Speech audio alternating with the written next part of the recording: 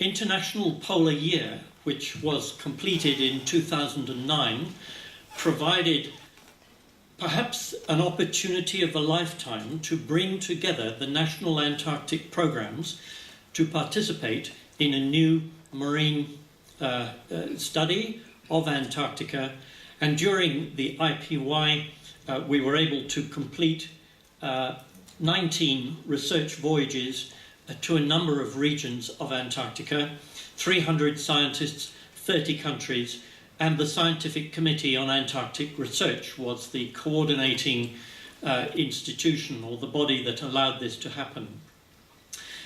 We have, in the census, produced many very valuable outcomes. Principally, we've been able to do this through the SCAR Marine Biodiversity Information Network. And I have to pay tribute here to the Belgian government that put over €500,000 into this data system to enable the Census of Antarctic marine life to deliver its products to the world. During the study, during the whole run of CAMEL, we produced many records, well over 1 million records, georeferenced records in many different taxa, some of which you see here. And it has certainly enabled us to start to look at issues of species richness and bioregionalization. What was perhaps unexpected in some quarters was the richness of the marine environments in various parts of Antarctica. Indeed, there was one paper that made international notice which compared the species richness of the Antarctic Peninsula with waters off the Galapagos Islands, showing the species richness as being very similar. Our Register of Antarctic Marine Species has 16,500 taxa, accounting for 9,350 valid species names, and under our protocols we had an international editorial committee that would validate each species. 76% of these taxa, the number is probably now a little higher, 76% of those taxa have been verified, and more are being added all the time to the Register of Antarctic Species. A little later, we're going to hear something about CEDAMAR, but CEDAMAR and CAMEL worked very closely together, particularly in the area of the deep sea. CEDAMAR is a deep sea project, but ANDEEP, the particular CEDAMAR project, produced work which was listed amongst the top 10 science results in 2011. Our colleague Angelika Brandt and her colleagues were those who conducted this work, and she was awarded the SCAR Medal for Excellence in Antarctic Research in 2008. And some of the information coming out of that deep sea research is very interesting, as we'll see later. During the census, we found some quite extraordinary examples of fauna living on seamounts. Archaic benthic assemblages is how they've been described. The information comes back of an environment which looks like something out of the Permian or the Jurassic. And unfortunately, we're always aware that we've only had a tiny snapshot of what is available, one very small fragment of the total information which we can get from there. Here, CAMEL was working with our colleagues in Censo, showing how when we bring our resources all together, we can produce some very novel research. We heard yesterday from Eli Pullin about work on the collapsing Larsen A and B ice shelves, work that was conducted by Julian Gut and his colleagues, these opportunities that are being presented to us by collapsing ice shelves are ones that we should take every time they come along.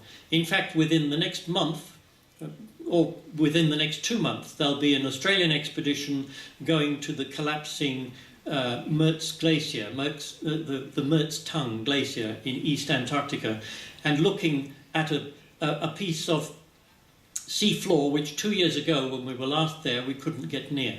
We're going just in a few months now to see what the effect of the removal of the ice has been.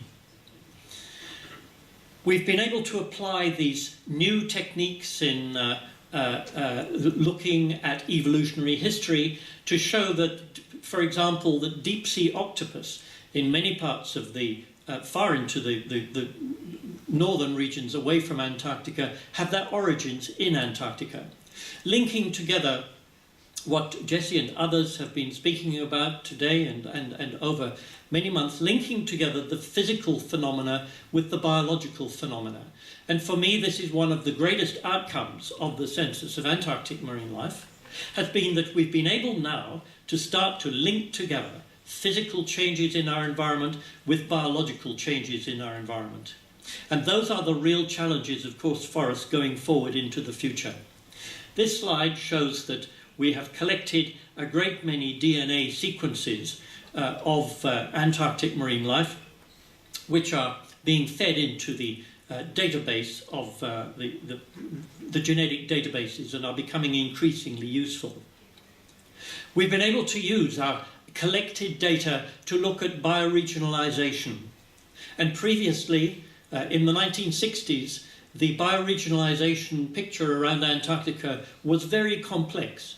But with the added data now, as you see here for chylostomes, cyclostomes, bivalves, pycnogonids, gastropods, and it will soon be other groups, we've been able to show really that the whole of the Antarctic region is a single bioregion. And for wide-scale conservation analyses, and for the activities of the International Convention for the Conservation of Antarctic Marine Living Resources, these data are extremely valuable. And the unifying feature is the Antarctic circumpolar current. Our work on the pelagic areas with the continuous plankton recording is showing not only seasonal variation, of course, as is very apparent in the ice-filled Antarctic waters, but also we're seeing a change in the paradigm. We're seeing a movement southwards of many species which previously were in the water at or around 50 degrees south. They're now heading towards 60 degrees south. So we are seeing the effect of climate change through repeated biological sampling. And very particularly, we're seeing changes in the Antarctic, on the Antarctic continent itself.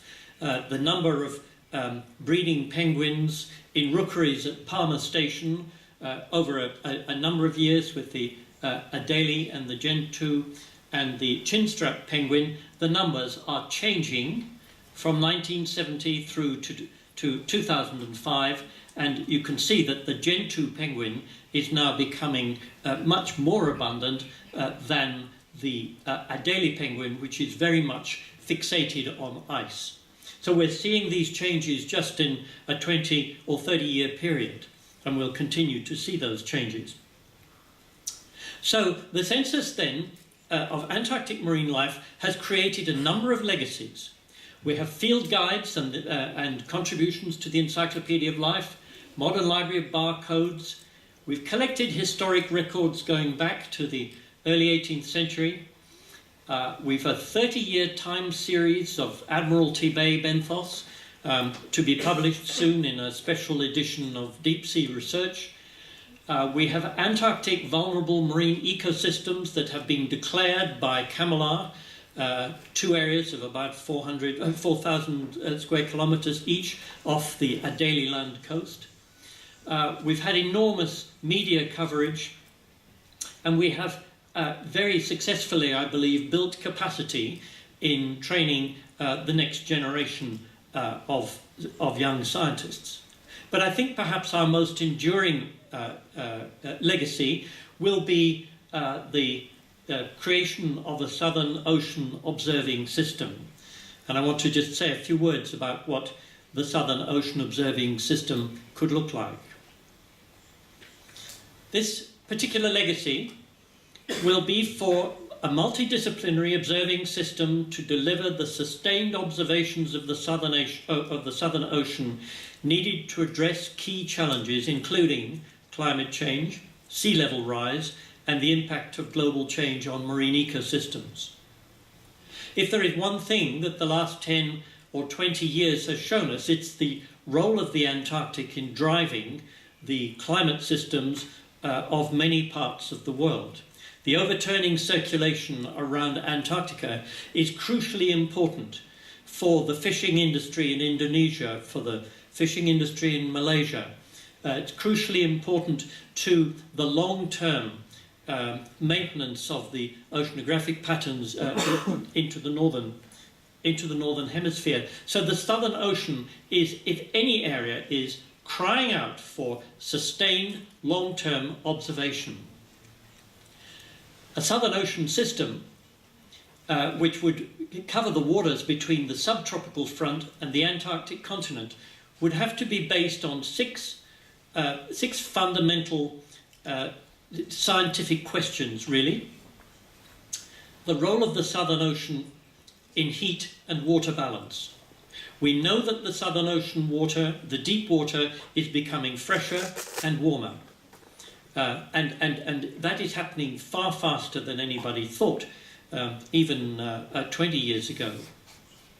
And that brings into some degree of question the stability of the overturning circulation, where waters emerge from the depths in Antarctica to come to the surface and then to travel northwards again, and for the thermohaline pump being caused by the freezing of water to make the ice and the high density rejected water driving the circulation in the other direction. The stability of that Southern Ocean overturning circulation is a key to much of what we need to understand in terms of climate and biological communities.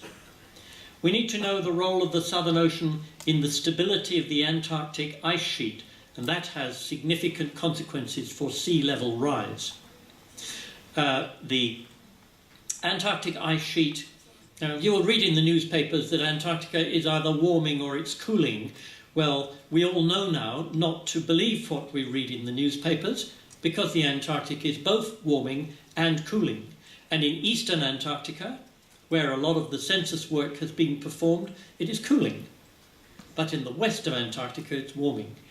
And the effect of the warming is very much like removing a cork from a bottle. If you take the sea ice away and you take the mouth of the glacier away, then the speed of movement of the glacier increases. And that is having a significant effect, particularly in West Antarctica on the Antarctic Peninsula. We need to know much more about the future and consequences of the Southern Ocean's ability to take up carbon. It already takes up about 40% of man-made carbon, human-made carbon. That, of course, has a very significant effect on the lowering of the pH, the so-called ocean acidification. But the continued ability of the Southern Ocean to remove carbon from the atmosphere is a question that needs careful addressing. And a Southern Ocean observing system would let us begin to obtain some of that sort of data. The future of Antarctic sea ice was one of the big unknown questions in the fourth assessment report of the IPCC. The Antarctic sea ice is not suffering yet the same fate as the Arctic sea ice, although there are areas in which there is a reduction in overall sea ice extent.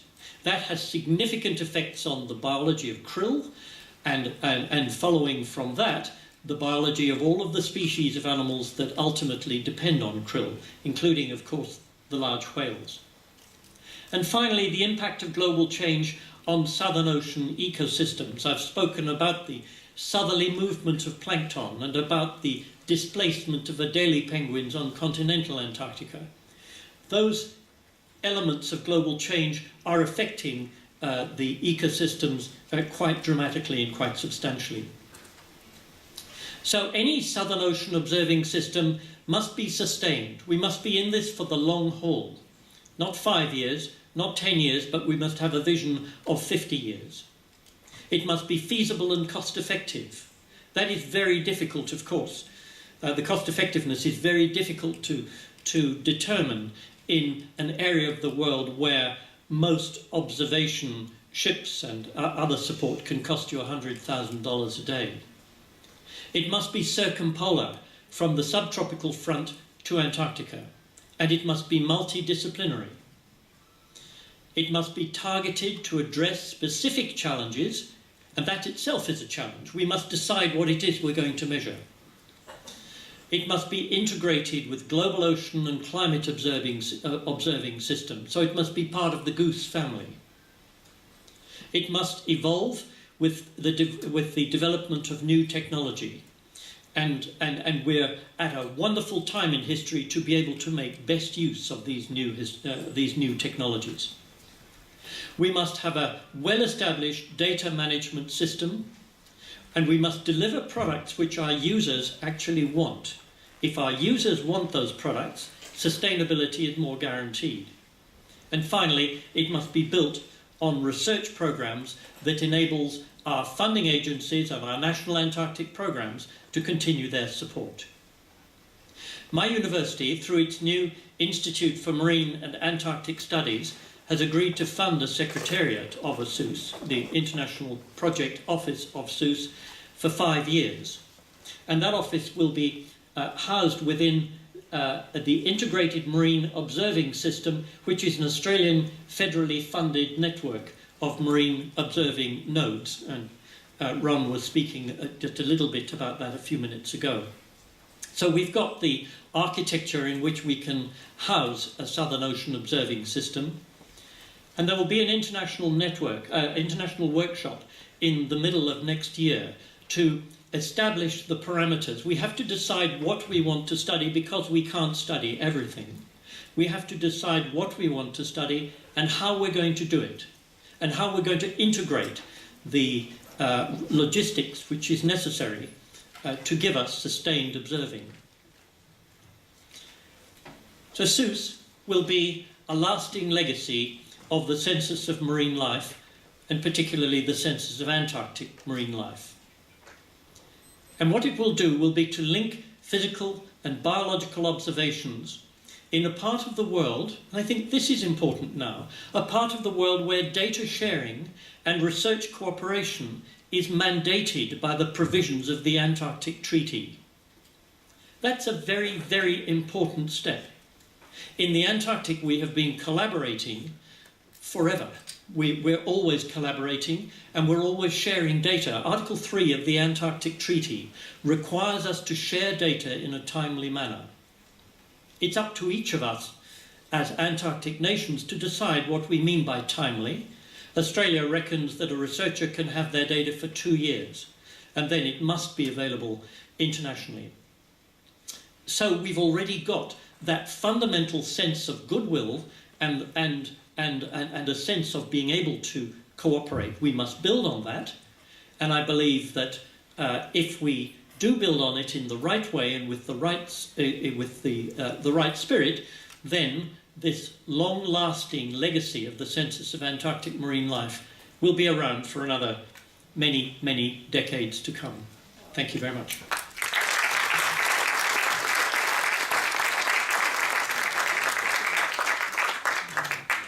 Well, thank you, Michael.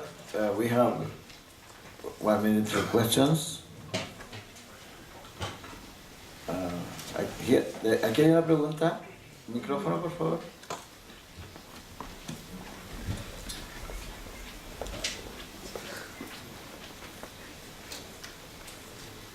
Thank you very much for such a great presentation. I'm Chilean. I work in the south of Chile with fishermen. Was wondering have you anticipated any private sector involvement implications from your results from the SOOS? Thank you for that question. It's a very good one because it touches on a key element about ongoing sustained observing systems, where the products that you produce must be useful for end users. And if industry is an end user, then provided the requirements of industry conform with the requirements of the Antarctic Treaty, which is from 60 degrees south, not the more northerly region, provided that commercial use is consistent with the requirements of the Antarctic Treaty, then the involvement of private industry and commerce would be welcomed. The private industry and commerce have long-term objectives, but they also have short-term requirements. And I believe that a good observing system can very usefully accommodate both of those requirements. So yes, it would be welcomed. Thank you. I think we have no more time for questions. Thank you very much, Michael.